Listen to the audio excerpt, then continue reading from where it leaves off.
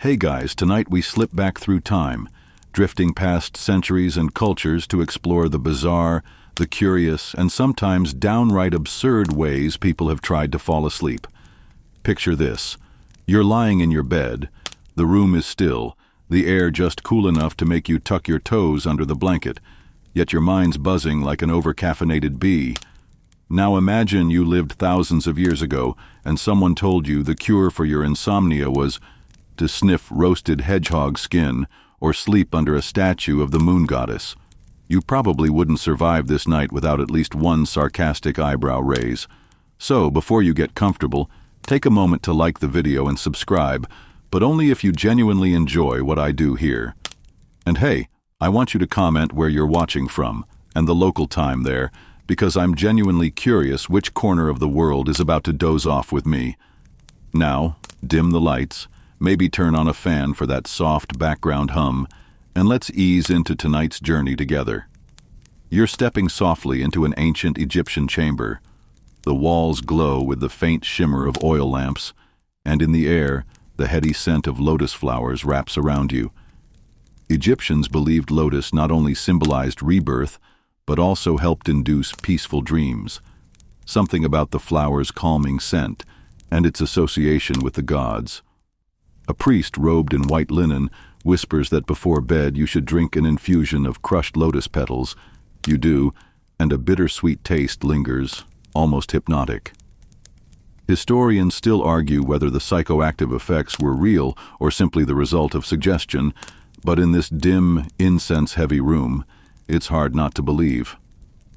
In Mesopotamia, sleep wasn't just rest, it was a sacred connection.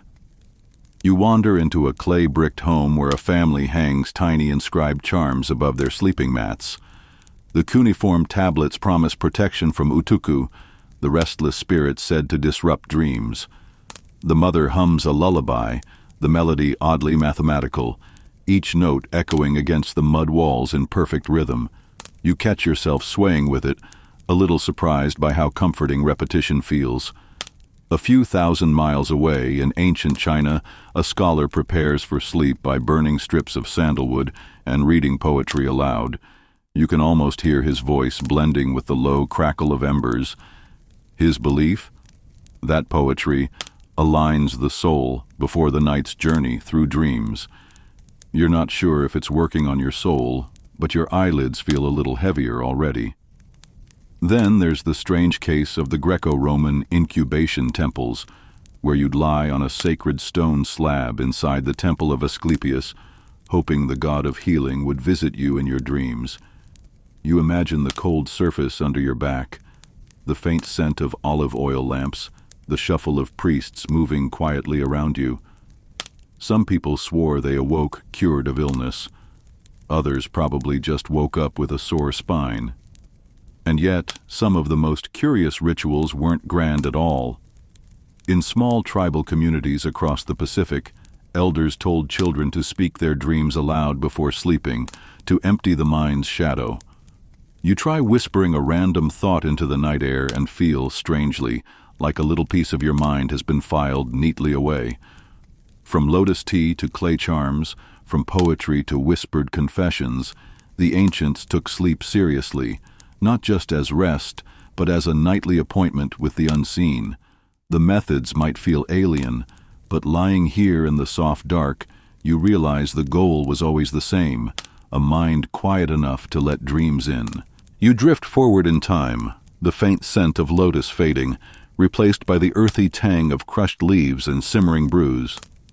Now you're in a medieval apothecary's shop, the shelves groaning with jars of dried herbs, roots twisted like knotted fingers, and mysterious powders in tiny corked bottles.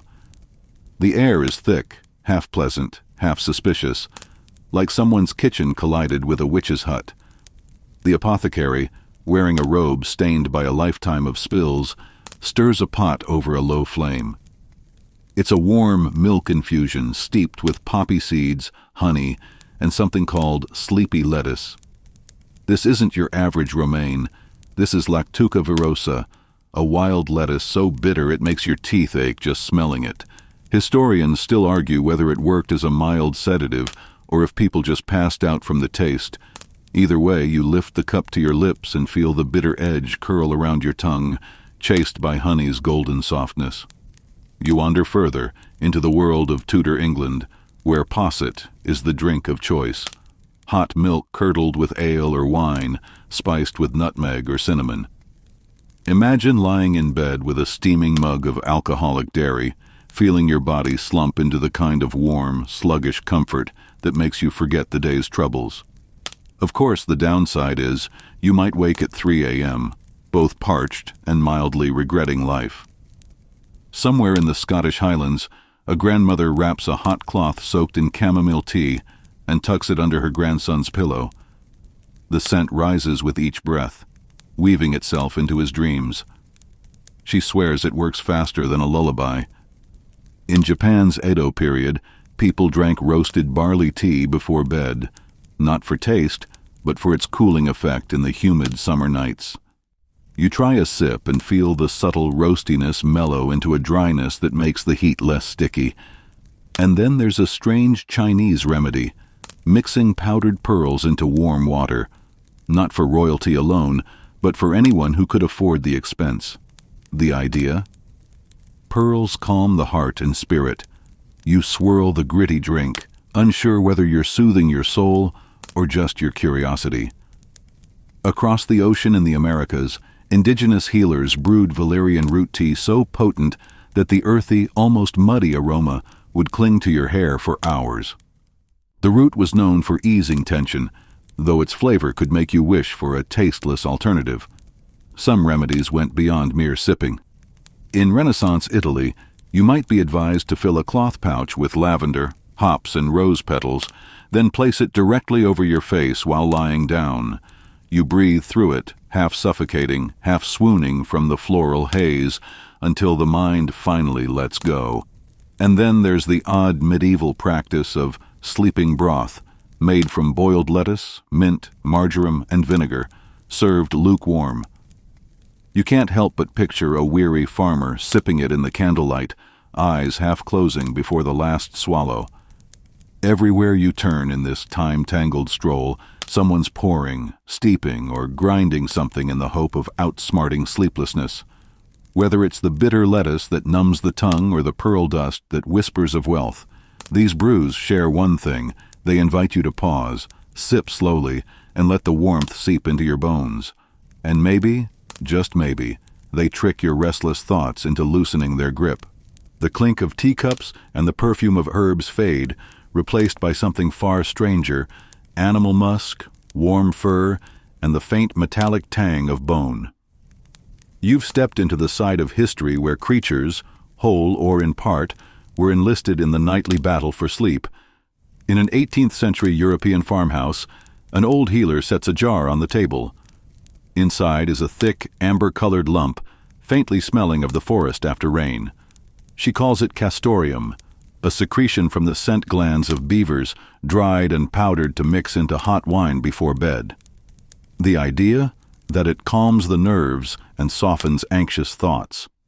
Historians still argue whether this was placebo, real chemistry, or simply a way of convincing people to drink strong alcohol with a story attached.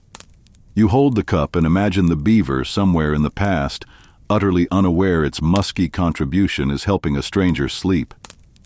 Travel further back, and you find yourself in a Roman villa where powdered pearls, ground from oysters or freshwater mussels, are stirred into goat's milk along with a dash of honey. Supposedly, this luxurious tonic relaxes the body's humors. You take a sip and feel grit between your teeth. You're not sure whether your eyelids are heavy from the milk's warmth or from chewing chalky minerals until your jaw aches. Some remedies were less elegant. In certain parts of ancient Greece, roasted dormice were not only eaten as delicacies, but prescribed as warming before bed. You picture lying in bed after a heavy meat snack, feeling heat spread through your body. Whether that's soothing or just indigestion is another question entirely. And then there's the curious case of powdered deer antler in traditional Chinese medicine. Mixed into tea, it was said to strengthen the body and restore balance, making it easier to drift off into deep, healing rest. You swirl the cup, noting the faintly earthy scent, and wonder how many deer unknowingly contributed to the bedtime routine of strangers centuries later. But the crown for strangest might go to medieval Europe's fascination with pigeon blood. The belief, sleeping with a small cloth dabbed in fresh pigeon blood over your temples, could draw down the restless fever of sleeplessness. The mental image alone is enough to keep you awake, though perhaps in a different way than intended. Not all animal-based cures were so gruesome. In the Middle East, camel's milk, especially from camels fed on fragrant herbs, was served warm at night. The taste carried the ghost of mint and desert sage, the kind of gentle flavor that hums quietly in the background as you close your eyes. Even in the Arctic, indigenous communities used seal oil in lamps to create a slow, steady warmth through the night, the soft flicker of flame and the scent of the oil lulling the body into sleep. Standing here in this strange menagerie of remedies, you realize that every culture, no matter how far-flung, seemed willing to borrow from the animal kingdom when chasing a good night's rest.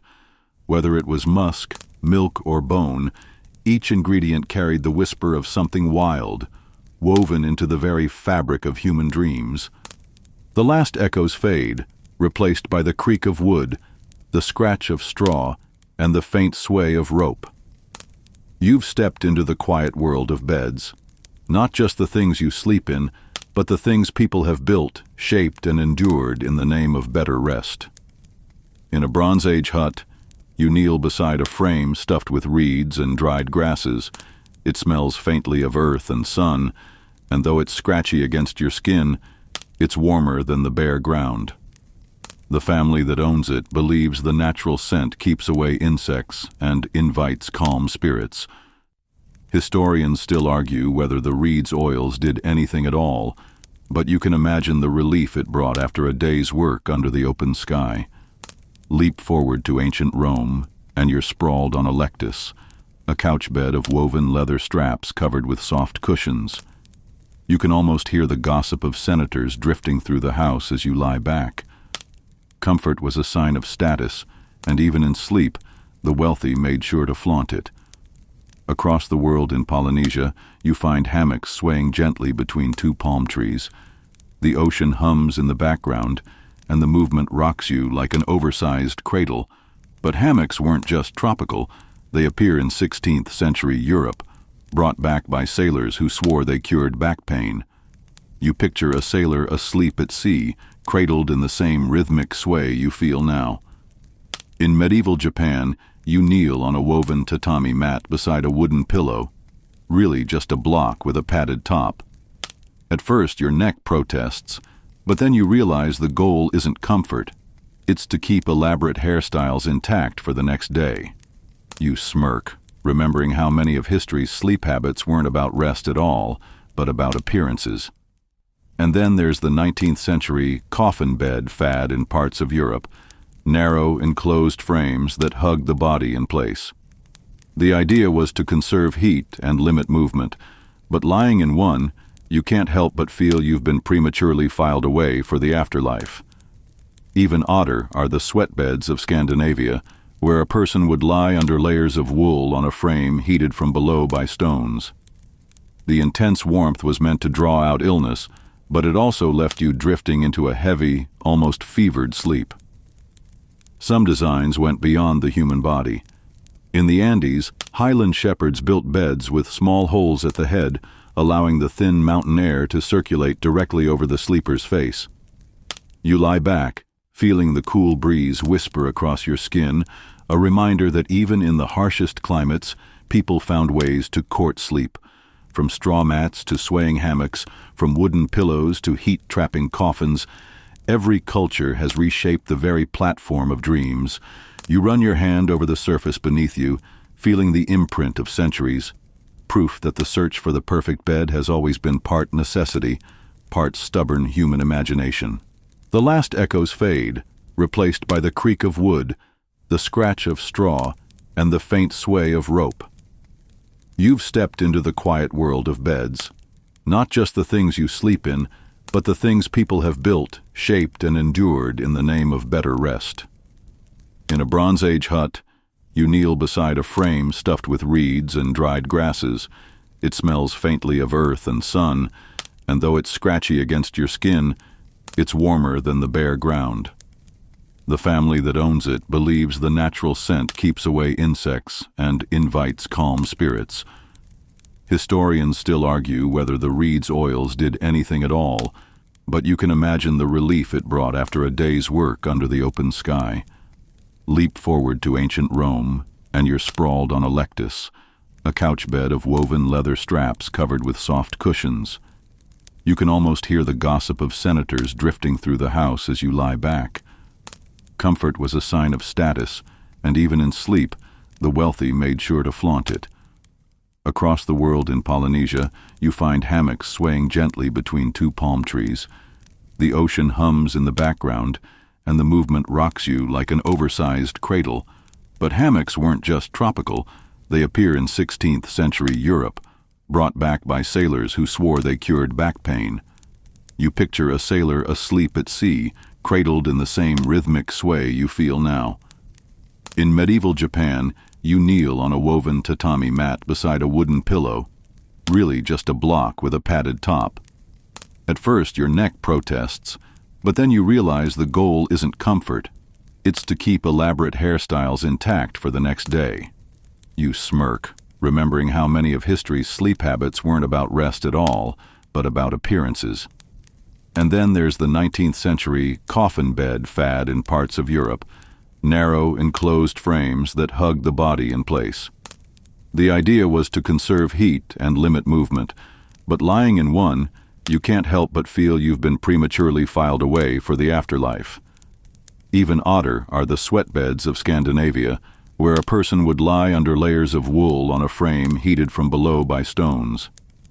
The intense warmth was meant to draw out illness, but it also left you drifting into a heavy, almost fevered sleep.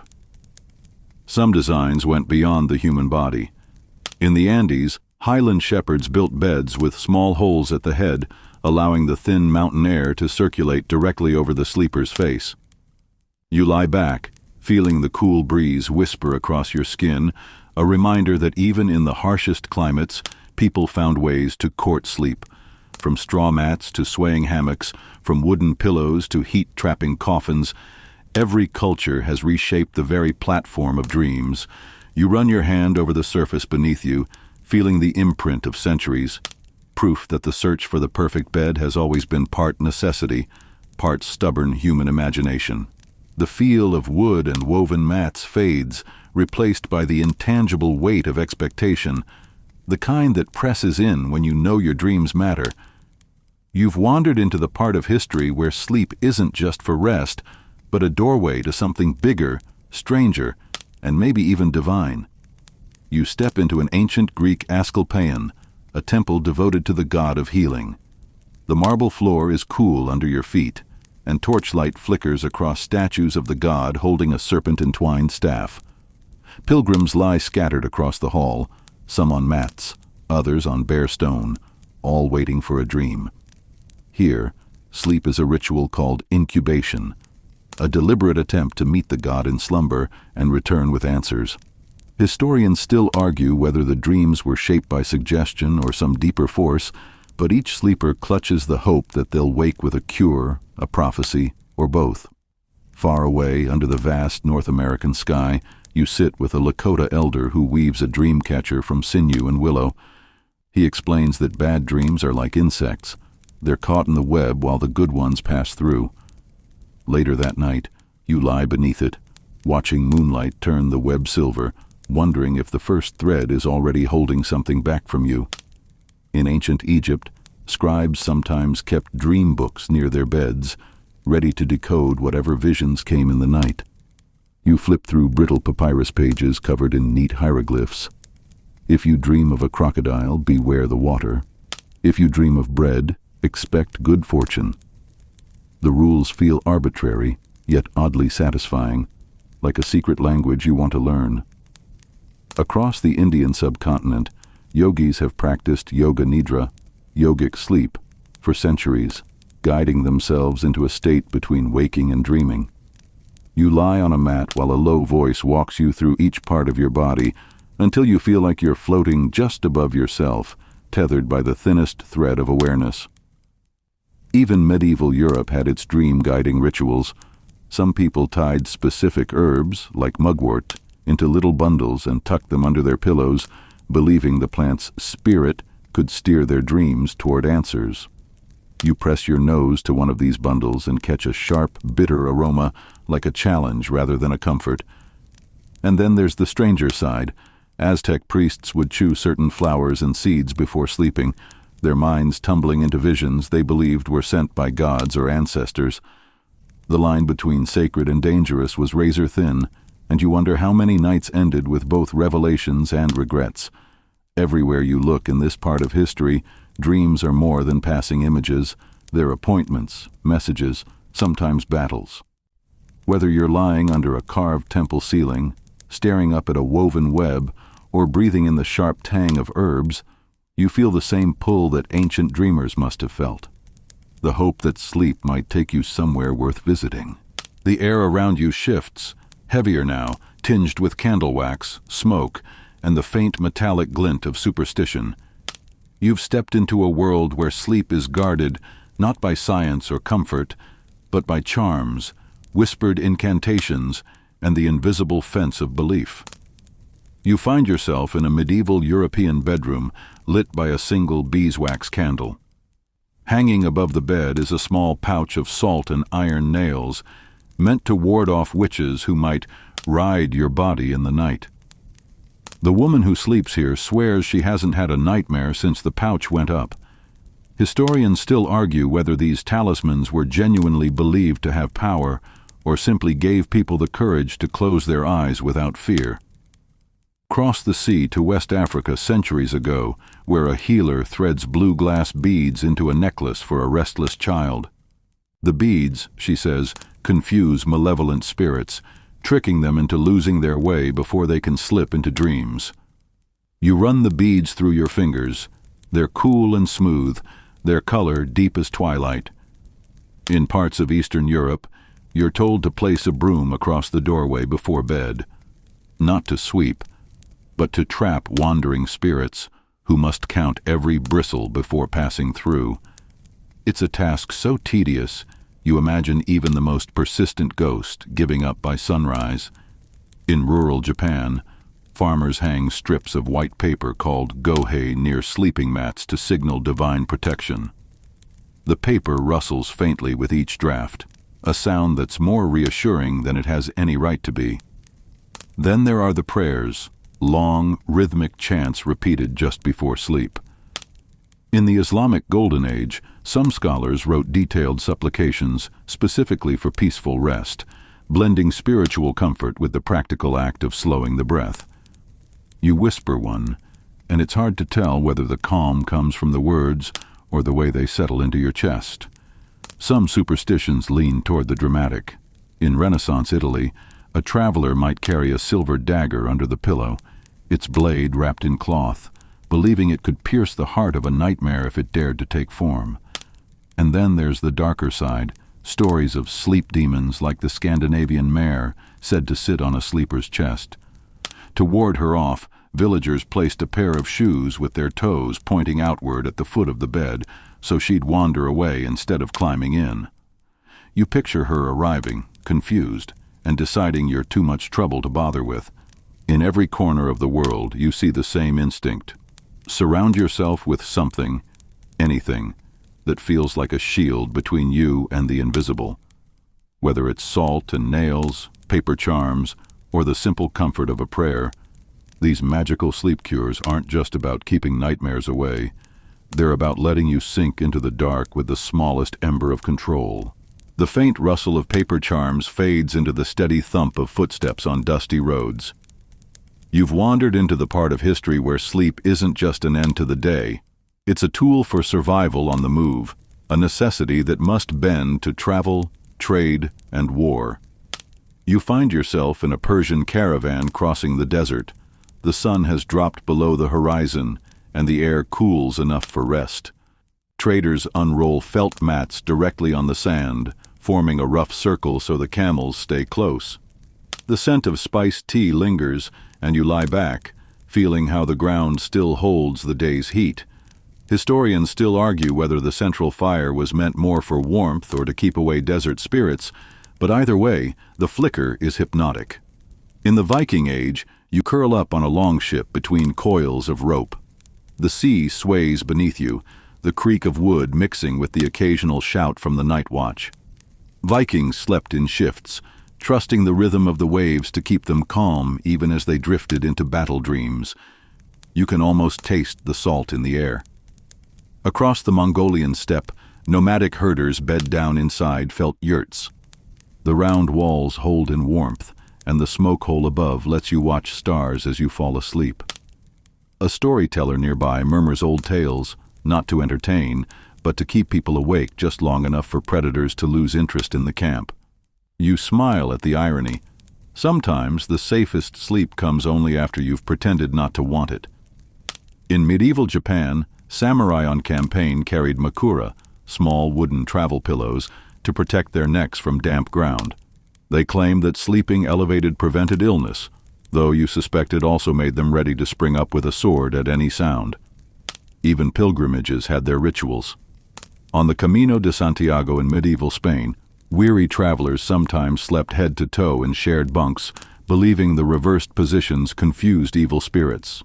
The cramped arrangement might not have been comfortable, but the sense of safety was worth the tangle of limbs. And then there's the strangest.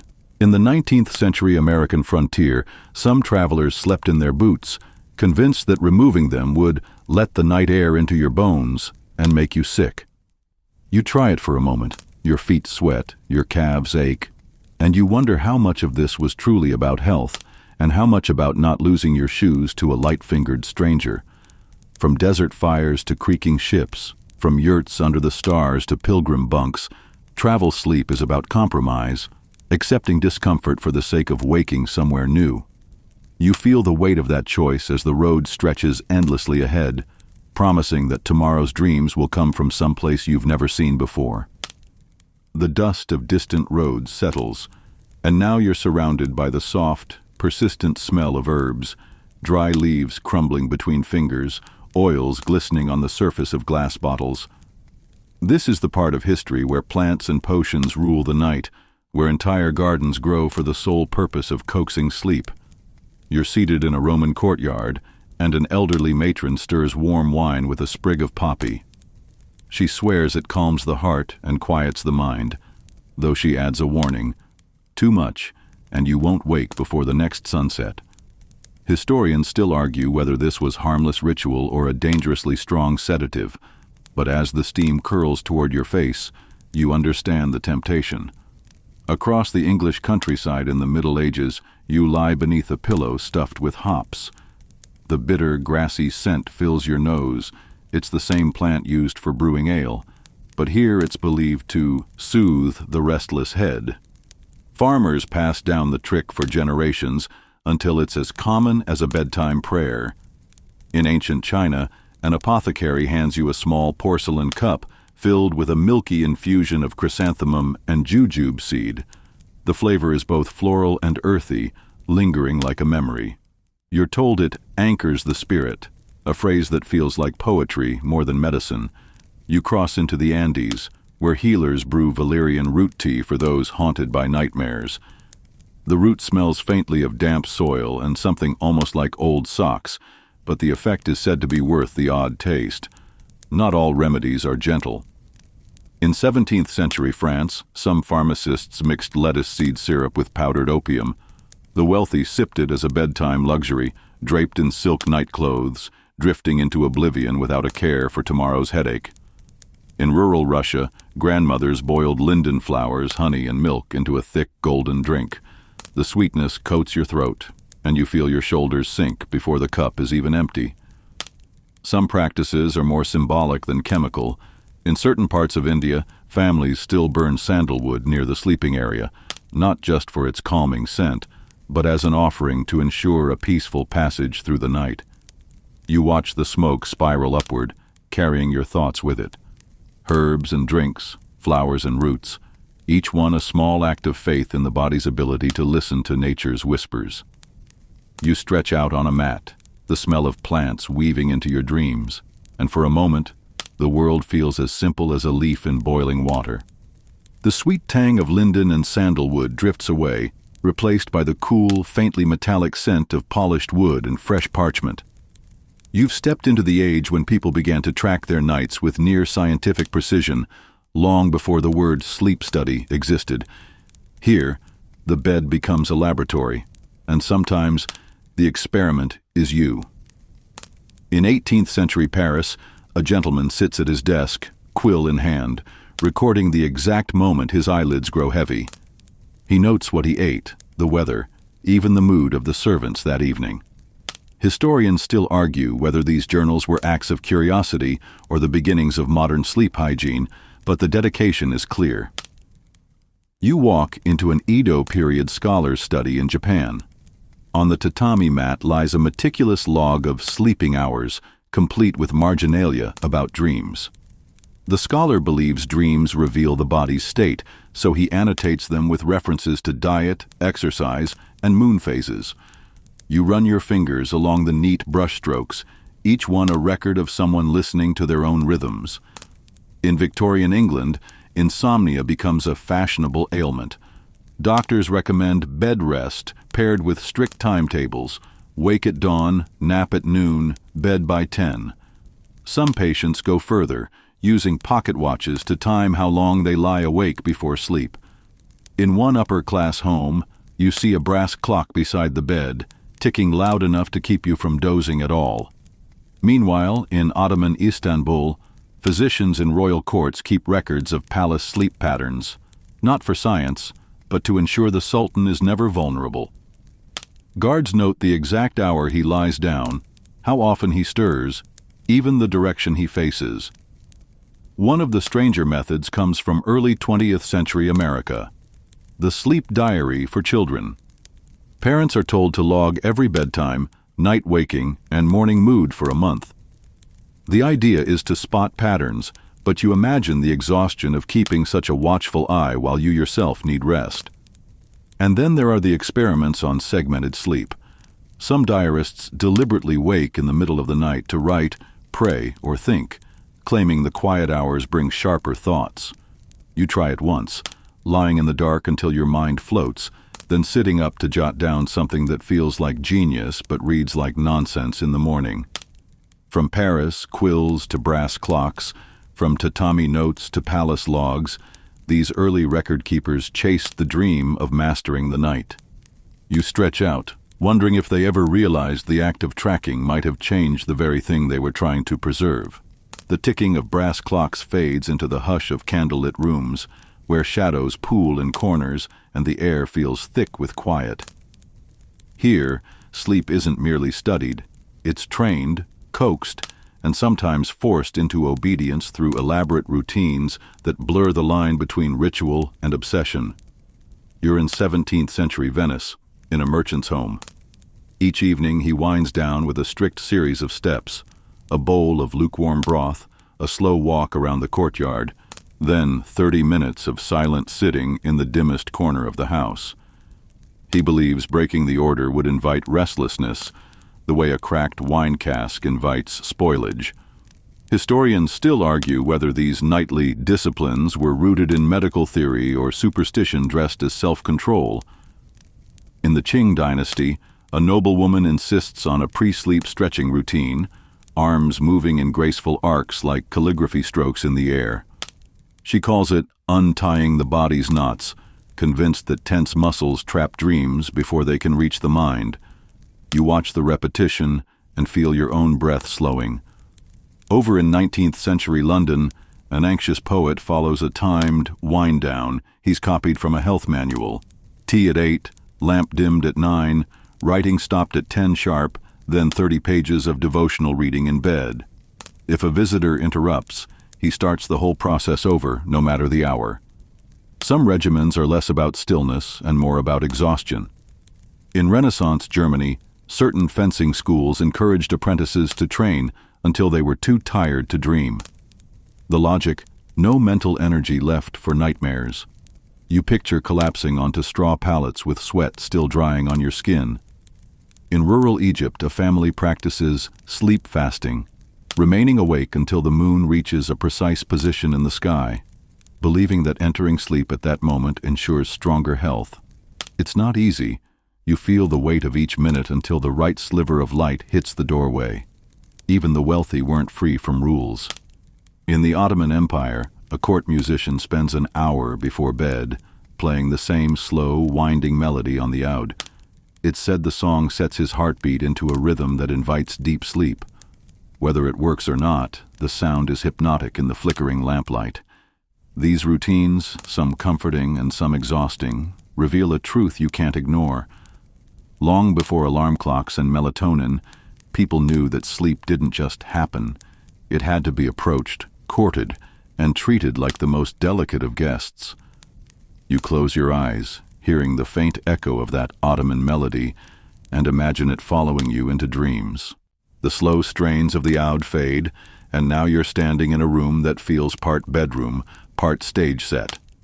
This is the era of engineered sleep, when beds themselves became more than just a place to lie down, morphing into elaborate contraptions designed to coax, command, or downright trick you into slumber.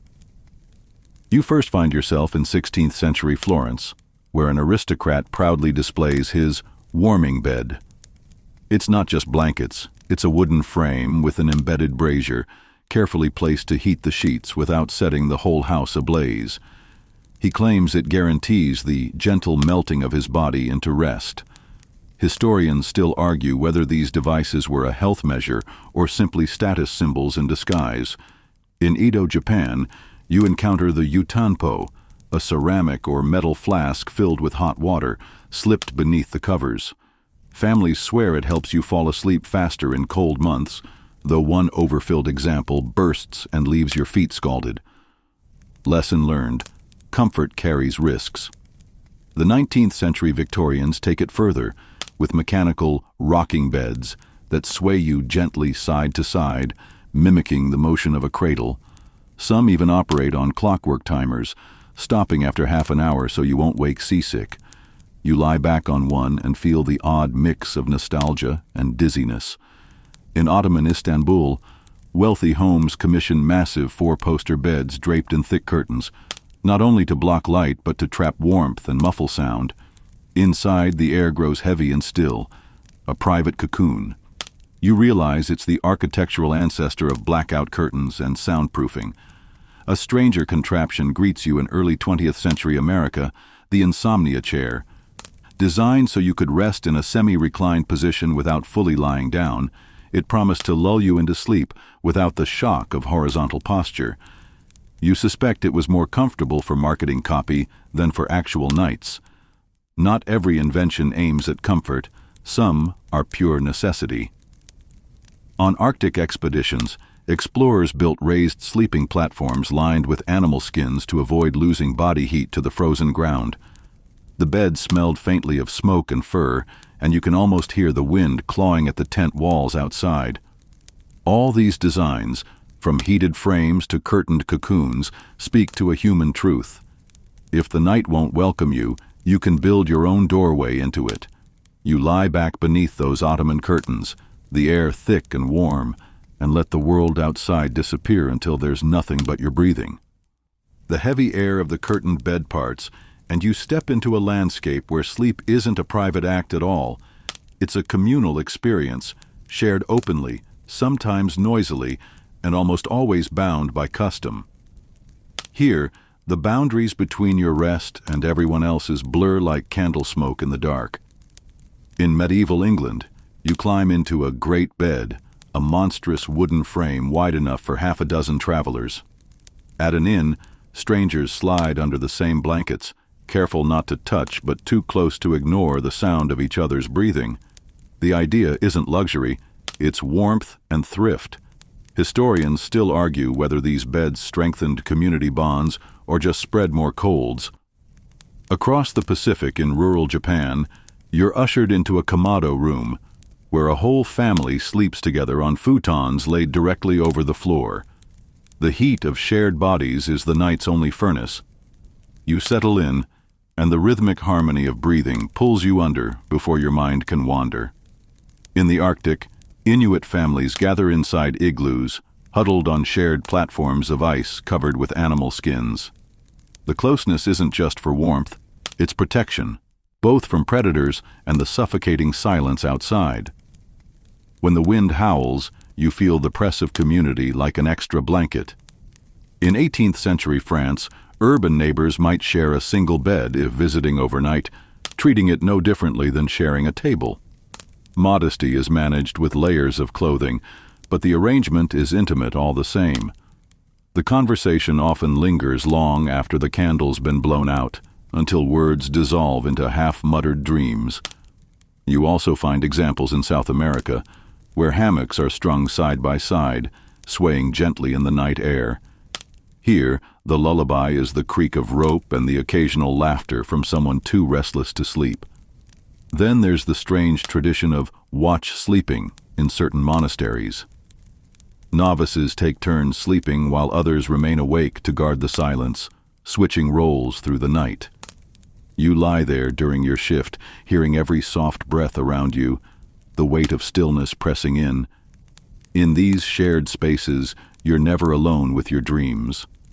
The warmth, the noise, the shifting of limbs, all of it reminds you that sleep is, and always has been, a deeply human thing, tied to the pulse of the people around you. The scent of shared spaces fades, and now you're somewhere entirely quieter, a place where sleep has slipped into the realm of the mystical, the experimental, and the downright strange. These are the edge cases, the moonlit oddities, the why not try it, moments of history when people reached beyond comfort or science to coax the night into their favor. You start in ancient Rome, where a senator keeps a pouch of powdered amethyst under his pillow, convinced it wards off both bad dreams and drunkenness. Historians still argue whether this belief sprang from genuine mineral lore or was just a luxurious quirk. But you have to admit the stone feels cool and reassuring against your palm. In rural India, a healer recommends sleeping with a brass bowl of water near your head to absorb bad energy during the night. In the morning, the water is poured away in a quiet, ceremonial gesture. You watch as the bowl is refilled each evening, a tiny act of faith repeated without question. Then there's the 19th century European fad of magnetic sleep. Practitioners wave magnets, or sometimes just their hands, over a patient's body, claiming to realign invisible forces until they drift off. You lie on a couch as a man in a frock coat circles you, fingers trembling theatrically, and can't decide if the warmth you feel is suggestion or something stranger. In the deserts of North Africa, travelers swear by sleeping with their feet pointed toward the wind, believing it carries away the day's burdens. You try it, and there's a subtle rightness to the way the air seems to pull heat from your skin. The oddest, perhaps, is a brief 20th century American experiment in reverse bedrooms, hanging mirrors so the sleeper sees themselves lying down as they drift off. The idea? A subconscious nudge to accept stillness. It lasts only months before people complain of unsettling dreams. And somewhere in the highlands of Peru, you lie in a woven hut where the locals burn dried coca leaves at bedtime, not to keep you awake, but to invite dreams of ancestors. The smoke is thin and herbal, and you almost think you hear voices in it. From gemstones to wind alignment, from magnetic gestures to mirrored beds, you've wandered through the far edges of human imagination, all in service of that simple, elusive thing: sleep. And now, it's time to let the last of these peculiar remedies fade into the dark, leaving only the steady rhythm of your breath. The firelight that flickered in distant rooms is gone now, replaced by the kind of darkness that feels soft against your skin. Your breathing evens out without you thinking about it, each inhale a little slower, each exhale a little deeper. The places you visited, the crowded beds, the swaying hammocks, the curtained cocoons, are still with you, but they've blurred at the edges, as if they were dreams you started forgetting the moment they happened. Somewhere, a faint night breeze moves through unseen trees, its sound less like wind and more like the gentlest kind of hush. You feel it brush past you, carrying away the last bits of chatter in your mind. The faces you met, the customs you tried, the strange little objects tucked under pillows or set beside beds, they've all stepped back, giving you room to rest.